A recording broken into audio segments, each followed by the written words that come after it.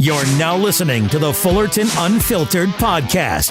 Straightforward, no nonsense business advice. Completely unfiltered. Grow your business. Grow your life. Now, here's your host, Brian Fullerton. Hey, what's going on, guys? Welcome to another episode of the Fullerton Unfiltered podcast. It is your host, Brian Fullerton, here hanging with you guys, and good morning. Well, guys, super excited about having another great guest on the show. I love hearing all the time about what you guys got going on and highlighting your guys' businesses, your guys' success. I was actually DMing back and forth on Instagram just over the last couple of weeks with my friend Nick, and I said, hey, dude, if you got some free time, let's get you on the show. So, Nick, good morning, brother. How you doing today? Not too bad, Brian. How about yourself? I'm doing good, man. It's kind of calm over here, to be honest. To be honest, it's kind of like 40 degrees and there's no snow in the 10 days. So it's there's no anxiety. There's no pressure. We're just kind of hang loose behind the scenes, man. How about you guys? Yeah, we're looking about the same thing. It's about 55 here today, and we don't have any snow in what I can see for the next month. So hopefully that changes in the near future. Yeah. No shoot. Where are you guys located again? Springfield, PA. So we're about 15 minutes outside of Philadelphia. Oh, okay. Cool deal. All right. So you guys, you get pretty similar weather patterns that we do then, if you will. Yeah. Now we're usually like a day or two behind, it seems like. I listen to your podcast in the morning and you guys are like, it's like a pre to what we're about to get. Yeah. Well, and similarly, I have friends in Iowa, Minnesota, Chicago, and depending on the path of the storm, obviously, we get like what they get the next day. You know what I mean? And then you guys get the next day after that, and all my friends in Jersey and up to Rhode Island, they get the day that evening of. You know what I mean? So it's kind of funny how that all works, but it's kind of like. It's like, I don't know, this is a really bad analogy, but you ever see the Lord of the Rings movie where they like light the fire things on top of the mountains to ask for help for Gondor, it's like that, but different. So that's my nerd coming out. But some of you guys were relating to what I was saying there, I'm trying. But dude, that's awesome. So really quickly, help me out with your last name. It's Santivasci? Santivasci, yeah. Santivasci. All right, cool. And what's your company's name? Santivasci Landscaping. Santivasci Landscaping. Well, that couldn't get more any Italian if we tried, right? Yep. There you go. So, well, give me the 2-minute kind of rundown, man. We call it the highlight reel on the show when we have a guest. Give me the stats and the details, man. What's your story? Sure. So I'm 21 years old now. I'm in a community college because I decided to go that route instead of the main university thing. But I had a teacher when I was in elementary school in 5th grade who did mowing on the side. And I thought that was a good idea. So I started doing that instead of the allowance for mom and dad. And I started building the company up a little bit. And then around the time I got my license was when it took off, obviously, and I could drive a little more. And it just kept growing and growing and growing. And now we're doing about 120 lawns with weekly maintenance a week in the season. I've got a F-350 with a little dump bed. There's a company near us that actually makes custom beds for these trucks. So I had them put one on. I started with that this year, and my personal truck. So my guys would take the personal truck and mow, and me and another guy would do landscape jobs. And then got a little bit bigger and ended up with an F-550 with a 14-foot dump bed on it. And that really streamlined everything that we were doing. And now I've got the 3 trucks, I got 3 trailers, and we finished the season off with me and 2 guys, and we were just super efficient. And it's just the way that I like to be. I don't like having all that payroll expense you got to worry about every day and making sure everybody's getting paid. That's a lot easier to run it. Lean and mean, I think is what you say. Yeah, absolutely, man. Everybody's got their own approach, but I'll tell you what, man, being an owner operator or a 1, 2, 3 man outfit, many perks to it. There's some downsides to it, no doubt about it. But at the same point, it's a lean and mean, and you can just be like a sniper rifle, man, like one shot, one kill, and just high profit and very efficient, especially if you got some great machinery and equipment, Yeah. So let me ask you this. You said you guys do 120 lawns. Are you guys doing any landscaping work, hardscaping work, or is it just all maintenance? Yeah, the one benefit I had starting when I was so young was I couldn't go far from my house. So just through word of mouth and other ways like that, I've started getting into Google Ads and other stuff like that now. But everything's so tight. I think the furthest property I have is about 2.5 miles from my house. Oh, wow. So we're able to do 120 lawns and we're done almost midday on Wednesday. So we mow Monday, Tuesday, Wednesday. And when I ran with just the two guys, we would do Thursday, Friday, and then Saturday, if we had to, we would do any of the landscape jobs. We did a lot of plant installs this year. A lot of that EP Henry is a big manufacturer near us. We did a lot of that Edgestone and a couple small garden walls. And that's the stuff I really like to do. So I'm hoping for this year to run two guys mowing, and then me and my main guy will just do that all year long. So we'll see how that works out for us. Dude, that's awesome. Well, there's a lot to unpackage there. I'm excited about going down the rabbit hole here for a little while with you, because I want to talk a little bit more about how you got your route density, and then some of your guys' plans for landscaping going into 23. Because those two things, there's a lot of profit to be made in landscaping. We all know that. I think it's a great way to supplement the mow route. And then also to have just great profitability and production with the mow route, you have to have great route density. And so I think that's a perfect tee up for a 1-2 punch. We'll get the latest and greatest from yourself and kind of get your story. So let's do this really quick. As you guys know, we're going to kick it over to Marty, Mr. Producer, to hear from today's show sponsors and announcements. And you know what? I don't take it for granted that we're able to have people pouring into the show. You guys leave ratings and reviews. We cover those sometimes during the commercial break. So if you guys want to hang tight with us for just a quick second, we're going to get a sip of water, kick it over to Mr. Producer, and then we're going to come right on back. Lawns, landscaping, and outdoor awesomeness, that's what your business does best. Managing your vehicles and optimizing efficiency with the latest technology is what we do best. GPS Track It provides a 24/7 view of where your company vehicles are and how efficiently they're operating, saving you time and money. With more than 12,000 customers, GPS Track It has delivered peace of mind for lawn and landscaping companies for 20 years. Ready to protect your vehicles and save money? Talk with one of our fleet advisors. There's no pressure, no hassles. Call 833-385-0252 or visit gpstrackit.com/BrianLM to learn more. Those details are in the show notes. GPS Track It. All right, guys. Well, we're going to kick it right back over to Nick. We're not going to waste any time here today. So, Nick, I'm going right back to you, brother. I want to maybe just take it a little bit further back than these last 2 or 3 years. I think you said you were 21 or 22. Is that right? Yeah, I just turned 21 in October. Just turned 21 in October, man. So you're a youngin', brother. So take me back to when you got the business started. How did you get started? And then maybe tee that into talking about route density, because like you said, you were forced to make sure that you guys had a tight route, probably only working in one area of town or maybe the subdivision you grew up in. Is that right? Yeah, we don't really have, and I'm kind of jealous of this. I see you and your accounts all the time. We don't really have subdivisions like that around here. It's all, just blocks, and it's an old town that was built, maybe 100 years ago, and it just keeps expanding. Mm-hmm. So there's a ton of homes, and they're very close together, which is convenient for what I was doing. But I was probably within maybe a quarter mile of my house. I actually built a little trailer, and if my friends listen to this, they'll know exactly what I'm talking about. It was out of 2x4s, and it was on the frame of like one of those little garden trailers, and I pulled it behind my grandfather's riding mower. Yeah. I'd have something to ride with me, and we would take all the tools we needed, and we would do, I think, maybe like 15 lawns a week when I was in 5th, 6th, 7th, 8th grade, somewhere in there. And that's kind of how it all started. So talk to me a little bit about that garden trailer, because I see so many younger guys, from 10 to 12 to 14 to honestly until you have your own set of wheels, man.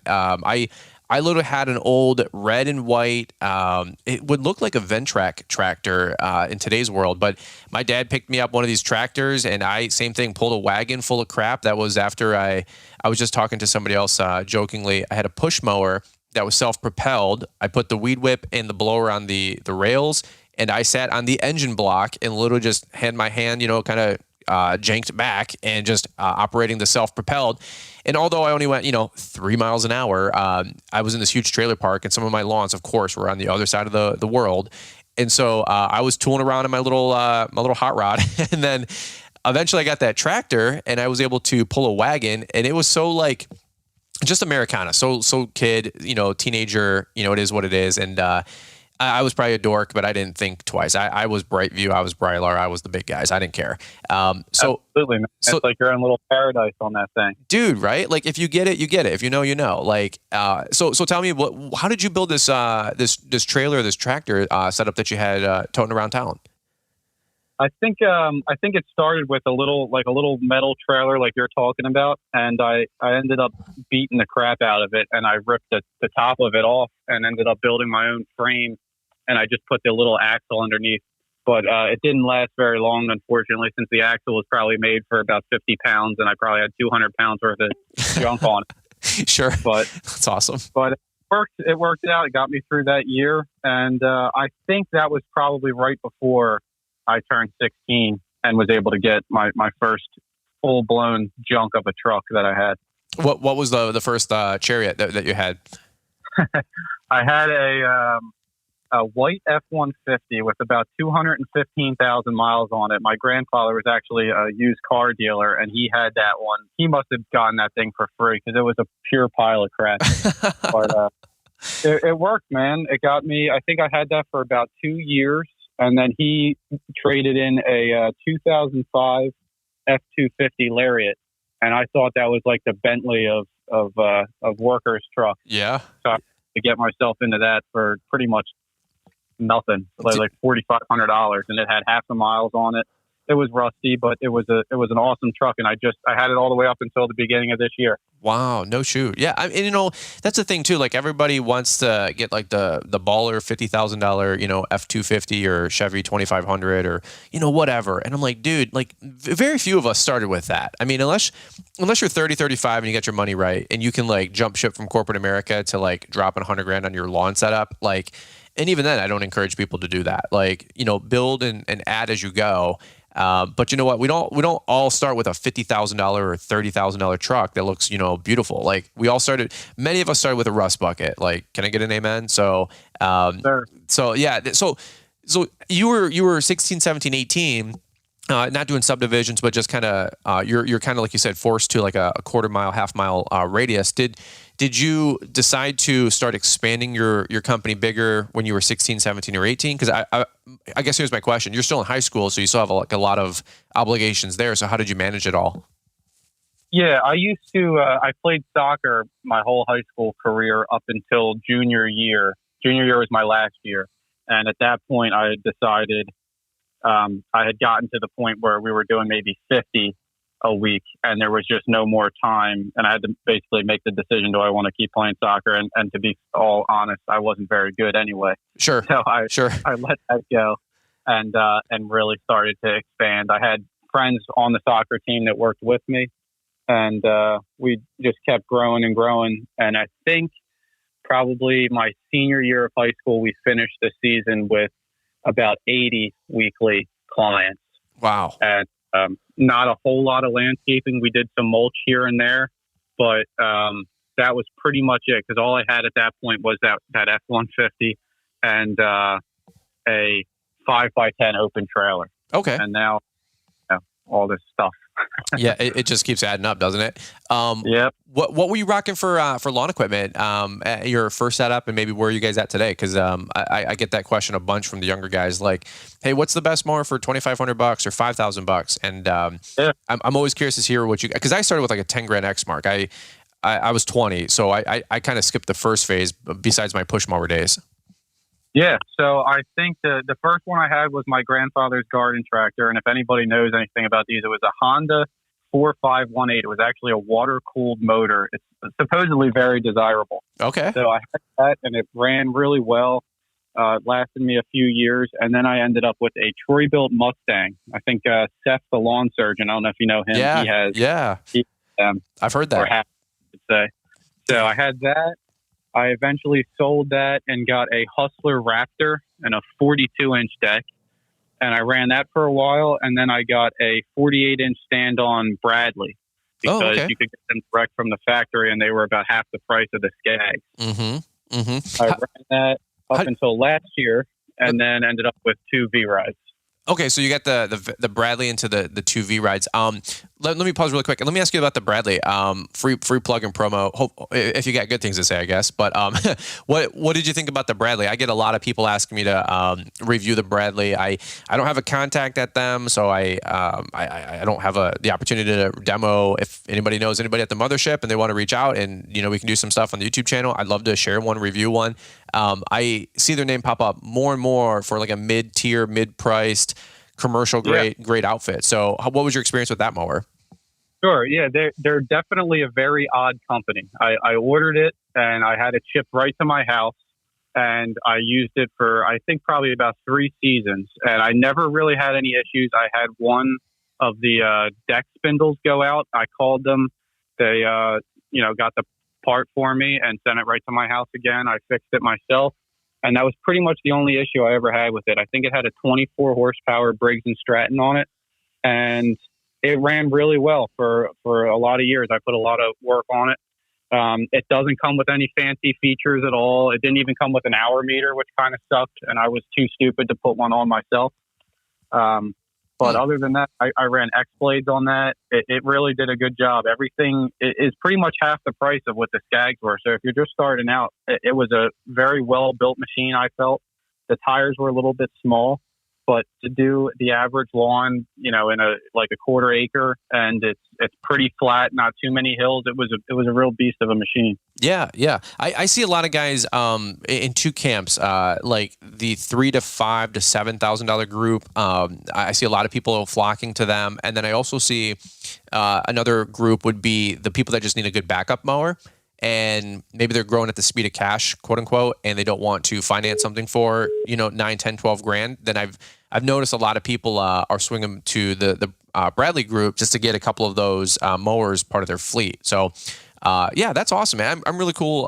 Really glad that you shared that. That's really cool. I think if there's any opportunity to see one of those on a YouTube channel, if you guys live in Michigan or something like that, holler at your boy, and maybe I can swing by and we can do a video on them. But I try to go to the Equip Expo and shoot a video on them, but they don't even have a big booth. They have like one of the little maybe 10 by 10s or 15 by 15s, and they have like 3 mowers there, and it's like 3 people. They're just pretty low key, pretty chill. And I've actually heard nothing but good things from them. So anyway, good little plug there for the Bradley folks. So then you graduated to the Skag V-Rides. Tell me about that. Yeah, that was I guess this was October of 2 years ago. October of, 21. I bought them. They had they do that fleet pricing. So I was able to get a 32 and a 52. The 52 is an EFI, which I love. I've heard some mixed things, but I haven't had a single issue with it. Okay. And I really love them, man. They're just awesome machines. The EFI is great. We put 500 hours on it in one season. The 32 we barely used. That was I probably could have got away with that little 30-inch walk-behind thing that they make, but wouldn't have got the fleet pricing for that. And then by doing that, I actually got fleet pricing on my leaf back this year too. Oh, so okay. So tell me about the leaf back. Is that like their debris loader, like the Billy Goat debris loader, but the Skag one? Yeah. Yep. It's I bought the 18, which I believe is the same thing you have. Yep. Right. Yep. Yeah. So that was perfect for us. I did it a little wrong this year. I have that 550. I didn't put it on there. I actually put it on my smaller dump truck, and it worked fine, but I would have had to dump like once a month if I put it in the 550. Sure. So next year, run it that way. Okay.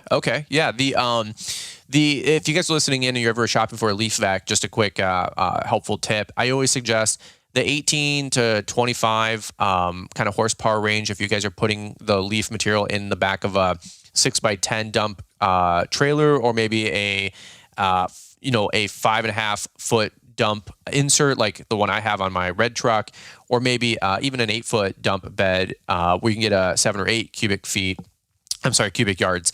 The bigger leaf loaders, the 29s, the 37 horsepowers, I would leave a little bit more exclusively for the dump trailers where you guys build like the big dog leaf boxes with the plywood and all that mess. Or you have a 12-yard, dump truck, something ridiculous, in a good way.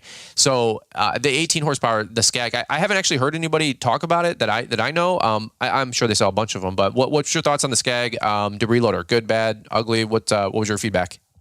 I really like it. My buddy that I work with the snow, he actually has the 18 Billy Goat, and he has that on a giant. I think he's got like a 7x16 dump trailer, and he loves it. Yep. But the Skag, like a little arm that comes out. Maybe the Billy Goat does too. I'm not sure, but the arm that comes out kind of holds the hose, and it doesn't make you drag it all over the lawn. So I really liked it. It was a great machine. I got it for, I think it was $5,000, and I got it for $4,000 because I had that 20% fleet deal. Heck so yeah. I thought I got a deal on it. Yeah, that's the fleet. You can't go wrong, because when I in 2016 re-upped my whole setup, I got an Exmark Laser ZX. I've got the stand-on aerator, and we got fleet on that. And actually, I got the Billy Goat. I'm sorry, not the Billy Goat. The Ultravac system on the mower. So they gave me 20% off of all of the above. I think all in, I was around 20 G's.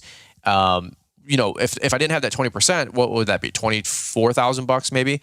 And so sometimes you guys, if you're shopping for mowers and maybe you do need an extra piece of equipment, it is really worth considering, upping to a 2-unit purchase. And it doesn't always have to be 2 mowers for $12,000 or $14,000. I mean, the 32 walk behind that you guys got, or maybe it was a stand on, but that was probably $6, $7, $8,000. It didn't, necessarily break the bank. And like you said, you saved $1,500 on that mower and $2,000 on your V-Ride, right? Yeah. The 32 V-Ride, I think, ended up being around 7, and the 52 ended up being around, the 32 was actually 8,000 with the fleet deal, and the 52 was around 11. Okay. So they're definitely came up in price, unfortunately, for me and for somebody else that wants to buy them. But they're a great machine.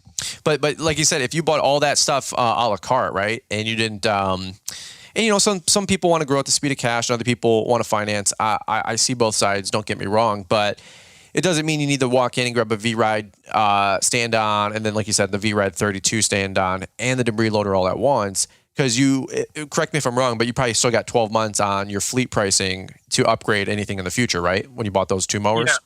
Yeah. And I bought those 2 mowers last year, and I bought the VAC this year right before the fleet pricing ran out, so I was able to break that up. I paid cash for the VAC, and then I got the 0% on the V-Rides, and you just can't go wrong with 0%. Yep. Dude, amen. That's how I would have done it. And like you said, if you would have bought a la carte 13 Gs, let's say 10 Gs, and let's say 5 Gs.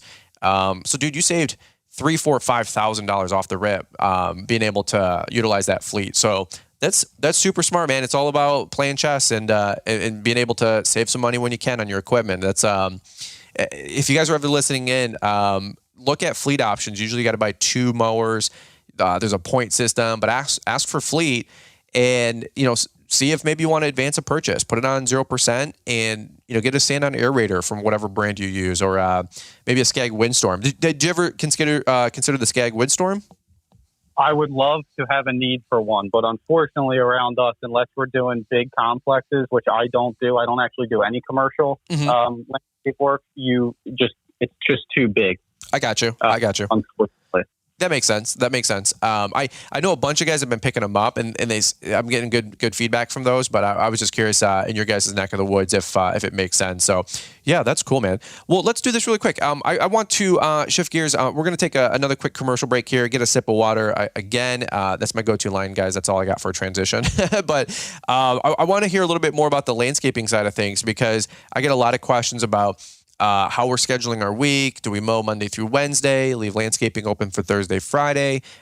You've had 120 lawns that you guys are mowing, and that's a stout amount of customers for a 2-man team and a 5-day mow route. So I want to know maybe how you're kind of balancing out the landscaping aspect of your business, or if you, like you said, you got 3 trucks now and a couple of guys. So let's do this really quick. Let's take a quick commercial break. I want to hear a little bit more from Marty, Mr. Producer, down in the ATL, and then we're going to come on back and hear a little bit more from Nick. Lawns, landscaping, and outdoor awesomeness, that's what your business does best. Managing your vehicles and optimizing efficiency with the latest technology is what we do best. GPS Track It provides a 24/7 view of where your company vehicles are and how efficiently they're operating, saving you time and money. With more than 12,000 customers, GPS Track It has delivered peace of mind for lawn and landscaping companies for 20 years. Ready to protect your vehicles and save money? Talk with one of our fleet advisors. There's no pressure, no hassles. Call 833-385-0252 or visit gpstrackit.com/BrianLM to learn more. Those details are in the show notes. GPS Track It. Enjoying today's show? Motivated to take your lawn care and landscaping business to the next level? Learn what it takes to grow your lawn and landscaping business today with training and education from the Lawntrepreneur Academy. Get educated with how-tos on mulch installation, plowing snow, aeration and overseeding, and so much more. These training programs are designed to help you save time and make more money with your business. Invest in your future by first investing in yourself. Use promo code PODCAST to save 10% on all courses today at LawnTrepreneurAcademy.com. Now, back to the show. All right, guys. Well, thank you again for taking a quick second to listen to the commercial break with me. Long story short, guys, we are so excited about helping you guys grow a real lawn and landscaping business here in 2023. So if you guys haven't checked out the show sponsors and the Lawntrepreneur Academy website to get you guys the resources and tools you guys need to grow a more successful lawn and landscaping business, I would invite you guys to do that today. Rate increase letters, commercial contracts, how to get new customers training program, so much more over there at LawnTrepreneurAcademy.com. Check that out, and you guys can check that all out in the store section. So, Nick, we're going back to you, brother. So, talk to me a little bit more about the landscaping division, if you will, of your company. It seems like when you were talking earlier, you were getting most excited about the landscaping and the prospects there. So, what's your guys' plans for 2023? Sure. Yeah, I actually, in September, I ordered an MT100, which is the Bobcat mini skid steer. Oh, okay. We used the crap out of them this year. We were probably renting them every other week at the least. So I thought it would make sense to buy one. Now, that being said, if anybody knows anything about Bobcat right now, I'm in no danger in seeing that for quite a while, unfortunately. But it was an awesome machine. It simplifies everything. You barely have to use wheelbarrows anymore. My guys aren't getting beat up every day. And we were able to get so much work done in a fraction of the time with a machine like that. And the way I like to run things is if there's a machine that'll do it and it won't kill me or my guys in the process, energy-wise, then it's worth the money. Sure. We started getting into that stuff. We do a lot of garden walls, and not real retaining walls, not real high, but like the decorative type stuff, a lot of the edging, and a lot of plant installations. How do you guys like the decorative edging? Is that the like cement, kind of like I don't even know how you describe it. It looks like just edging all the way around, like the cement edging that's decorative. Jeez, oh Pete's. That's how little I know of it, but I watch you guys do it all the time on Instagram. I watch Mulder do it all the time. How is that? It's good. I really enjoy it. You can step back and you really see a big difference when you're done. A lot of the customers love it because it's not super, super expensive. In our area, it's around $20-ish a foot, depending on what the customer decides they want. We have a great supplier down here, Galantino, and they do all EP Henry products. So they have a curbstone and an edge stone, and I believe it comes in 3 different colors. And then the curbstone is a little bit thicker than the edge stone is, and that's for long driveways. And then the edge stone is just like a decorative piece that you would put around a garden bed, up on the grass areas. Yeah, I love that stuff. I've heard if you like it, you like it. If you hate it, you hate it, because guys are saying it cracks, it shifts, it breaks apart, blah, blah, blah. I love trimming against it for cutting lawns. I think it's the cleanest edge you can get. I hate gradient edges, invisible edges with like a mulch bed with like the, like a spade, clean out. I told Liz at our house, we were having all landscape beds, raised landscape beds, at least 2 blocks high. I'm just tired of grass clippings and mulch beds. I personally never want to deal with it. So let me ask you, with the decorative edging, what's your approach to sell that? Are you guys like $1 or $2 per linear feet? Like what's some pricing? Maybe help some of these guys out. Yeah. So the individual edge stones, I think, are around $2 or $3 a piece. So it's definitely not cheap stuff. Okay. They're about maybe 4 to 6 inches wide. I can't remember off the top of my head, but we're around $20 a square foot or a linear foot to install them. But we set them in concrete. So we actually dig a base out. We lay in, I've been using paver base. I think some guys go all out and they put like the same base you would put in a retaining wall, like a 3/4 clear stone. Okay. And then sand. It's not really necessary where we're at, but at the same time, some people around here just put them right in dirt. I don't like that because they end up tipping over and it looks crappy when you're done. Yep. So we set it all in concrete, and there's a kind of like a 45-degree angle little ledge of concrete behind them. So if you run into it with a mower, I actually run into them on purpose, the ones I install, to make sure they're still sound, and you just can't knock them over. Dude, that's awesome. That's awesome. Is that something that you guys are doing more and more of landscaping wise? Or are you guys doing like retaining walls too and pavers, or what's your guys' bread and butter? A lot of that stuff, I haven't gotten into patios and retaining walls really. We did one of each this year. We did a really small one for an older customer that just wanted somewhere to put her trash can so they weren't getting all muddy. And then we did a small retaining wall for another customer that had built it himself incredibly incorrectly, and we replaced it the correct way. Sure. But it's something I want to work my way up to and make sure I understand it. I don't like doing anything on someone's property that I don't know how to do. Right. So I'm with my buddy who does it a lot. And if I decide to go that route, I will. If not, I just kind of forward that stuff onto him and let him take care of it. Dude, that's awesome. That's awesome. So how are you guys managing the mow route? Correct me if I'm wrong, but you said 120 weekly mows. So how are you guys managing that with trying to balance the landscaping installs? It's kind of, sometimes it's just a crapshoot. You just got to hope that the weather's pretty good. Like I said, we can do that. We can do about 120 lawns in 2.5 to 3 days with me and 2 other guys. In the summertime, I actually had 5 employees. They were friends of mine from college that came back. Sure. And he ran that whole crew. So from, I guess, April till August, I didn't cut a single lawn. They took care of all that. They were done at the latest on Thursday, and we just ran landscaping as much as we could, got as many jobs as we could done. I was probably booked out for about 2 months at times, so it worked out really well. But when you only have so many guys, you got to keep the scheduling. You got to be honest with the customers and tell them it's, we're coming up to your date. As long as the weather looks good, we're going to be there at X date. And if it doesn't, then we're just going to have to push it back a few days, but we'll be there as soon as we can. And most of them were very understanding. Yeah, that's the honest answer. I mean, if schedules are like great in theory, and of course we do our best to adhere to them. But we always say, at least for mowing, we'll mow your lawn every 6 to 9 days, right? We might be early, we might be a couple days late. It's weather dependent. I can imagine it's the same thing for landscape installs. I don't do a bunch of landscape installs. I do some softscaping, I'll call it, with like mulch and aerations and simple stuff. But nothing full renovation like you guys are doing. So what do you do with scheduling delays if you get a rain out for 3 days in a row and the ground is completely soggy or soft? Do you shoot them an email or a phone call and try to book for the following week? Because then what happens if you get something already booked for the next week? What's your approach?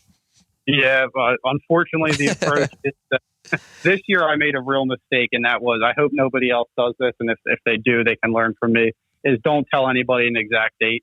You just have to give them a range. Yep. Say you're booked out, you're going to be booked out 4 to 6 weeks, and that's what you tell the customer. If it keeps getting pushed back, you just have to be upfront with them and let them know, listen, we're booked. A lot of the people around here were gunning to get work done. So if they got on someone's schedule, they were just happy because sure. I guess not a whole lot of landscaping companies that are taking the same approach that me and my friends in the business are.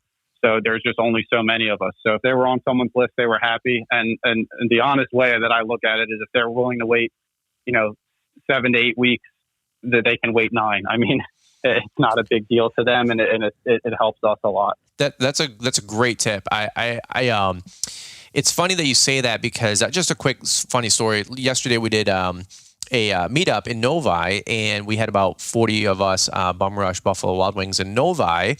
And thanks to everybody that came on out, showed love, showed support. We were just hanging out. We actually did a big plow setup video. If you guys didn't watch that video yet on YouTube, we covered like 20 snowplow setups in the parking lot, did this like big horseshoe, just 1 minute on every truck and trailer, or truck and plow setup, if you will. It's pretty cool. But the funny thing is we all get there at noon, and 40 of us bum rush. They only have the bar open. There's literally one server, one store manager, and one chef or one cook. And somebody said like, hey, why didn't you like tell them ahead that we're bringing 40 people in? And I said, because like they wouldn't say yes. They would tell us no. They would tell us to go away. They would shut the restaurant down, to be honest. And I was explaining this to somebody, and they said, you think so? And I'm like, dude, I know so. And it's funny, I bumped into the store manager, and they did great. They took care of all of us. We were all super chill, super patient. And she's like, "You guys are like one of the best groups like I've ever had. Like everybody was super chill." And somebody goes, "Why didn't you tell her that we were coming?" And I'm like, "Because," and she was in front of us. And I said, "Because she would have told us no." And she goes, "We would have told you no." And it's like, some people don't understand, like today's world, it's not like you just get to brute force into the front of the line or to get work done or to get on the schedule. It's a very like, what would you call it, Nick? Like it's a very like labor, it's an employee market. Like people get to tell you what to do, Exactly. You got to be grateful to just get on the schedule, like to get a pool, to get landscaping done, to get on the mow route. It's really where people skills come into play. That's a whole nother story for a whole nother time. But you have to oil the relationships, grease the relationships. You can't just brute force it. And people are like, "Oh, 40 people at Buffalo Wild Wings, like they should be grateful for us to be there." Like, yes, in theory, that would have worked, pre-2020. But man, in 2022, people are disincentivized to work. They're lazy. They've reevaluated life. They're not trying to work as hard and blah, blah, blah. You almost got to be thankful and be patient for sometimes what you get, to be honest. So Exactly. I love what you said there. You got any thoughts on what I just suggested there? No, I mean, I completely agree. Like I said, my customers were just happy I had people come to me just happy that I even showed up for the estimate. I mean, we have people around here, That's contractors, that are just so bad, and they don't show up to estimates. They don't reach out. If you look in my area and look at some of the reviews on some of these other companies near me, people are throwing, like, there's one company near us that actually takes all their business cards to rocks and threw them in people's yards. Like, it's just such a bad approach to get around here. That if you just show up as a normal person, you're going to get the job. Yeah. I know of a guy that runs a marketing agency that works with a major company that you guys all know that suggested that thought to like tape your business card to a pile of rocks in a bag and throw it in the lawn. And I was like, how are you getting 6-figure contracts from said company to help them with their marketing? And that's the kind of stuff you're proposing. That's the stupidest idea and thought I've ever heard. Like, you talk about liability or an accident waiting to happen. And absolutely. If you were a homeowner, you throw that right out. Dude, and this is the kind of stuff that this guy's getting paid 6 figures to manage an account for $1 billion company that you guys all know. And I'm hearing this stuff and I'm like, hey, why don't you just give me that 6-figure account? For all of you guys that think like we make $1 million, dollars a year in social media, these are the kind of questions I have. I'm like, why wouldn't you I could get you more views, more everything, more engagement. Dude, total rant for a whole nother time. But it's just like the people that do stuff like that doesn't work. That's not good marketing. That's not to beat anybody up that's ever done that, but don't do that. Like, you want a great quick suggestion that I could give you guys? If you really want to, Art of War, like Sun Tzu or whatever the guy's name is, if you want to know like your enemy and you want to know like some good strategy or business tactics, go on Google, type in lawn care near me, and then look at the top 10 companies and then click all their ratings and reviews, click all their 1-star reviews, and realize do some research, learn and educate. Like, why are people leaving negative 1-star reviews on all these people that are your competition? And then here's the tip. Do the complete opposite. Right? Exactly. Like never called back, never showed up. Their guys were, hobos. People with their shirts off, people smoking, people dipping, those are just 4 or 5 things I know everybody that's a quote unquote bad contractor gets a rap for. Smoking on the job, had their bulldog in their truck. Look, I love bulldogs and I love your dogs, but leave your dogs at home. Okay. Like don't be the painter guy that has his dog with him all the time. Like that guy weirds me out. Like, he's not coming into my house. Okay. And it is what it is, but do some research from the other companies out there. Why do they get 1-star reviews? And then make that your specialty. Make that where you can shine. Like, it's not hard to get business out there these days, for crying out loud. No, it's really not. All you have, like I said, all you have to do is just be a normal person. Just act the way you would want someone to approach you when you're doing an estimate. Be respectful. Listen to what they're saying. I always do. Whenever I do estimates, I walk around with the customer. They explain everything to me.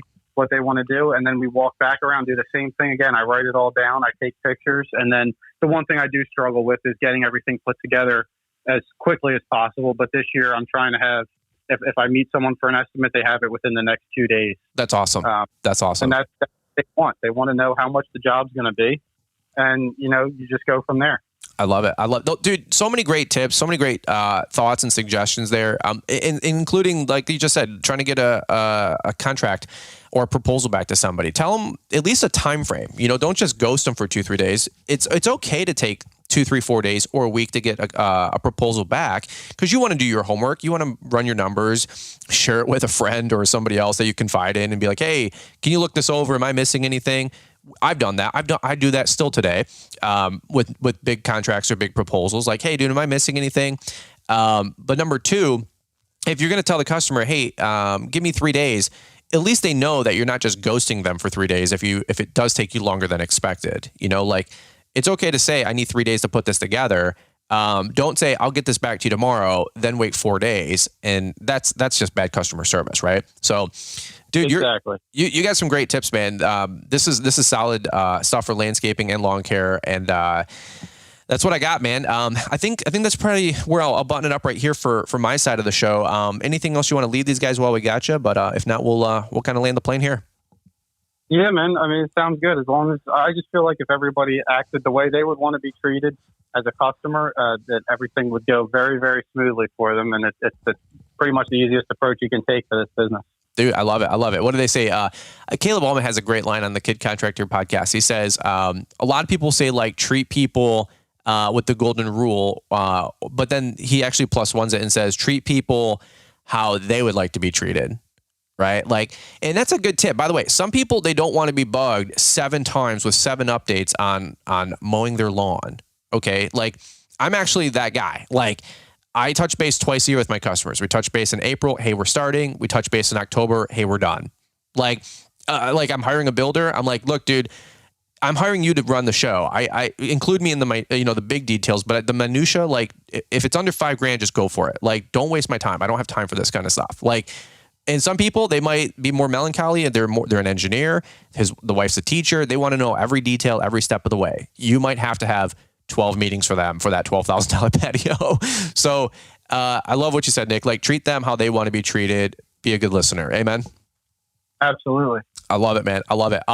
Hey, really quick, we'll button it up right here, man. But where can people find you if they want to go down the rabbit hole? And can they reach out if they want to ever say hey to you? And maybe they're in the same side of town you are. Sure. Yeah, I have a Facebook and Instagram page for my business. It's Santivasci Landscaping, Santivasci.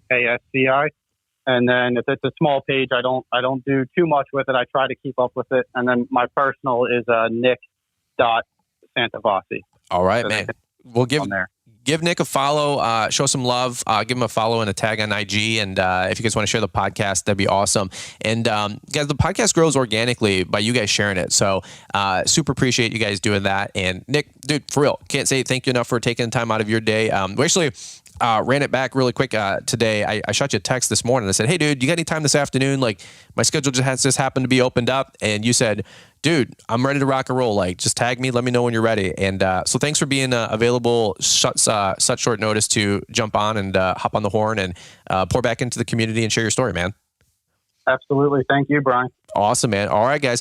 Well, that's what I got for you guys on today's show. Appreciate you guys listening in. If you guys haven't left a 5-star rating and review, we would super appreciate that, guys. Thank you so much for all the ratings and reviews that have been pouring in. I saw 4 or 5 come in just last week alone.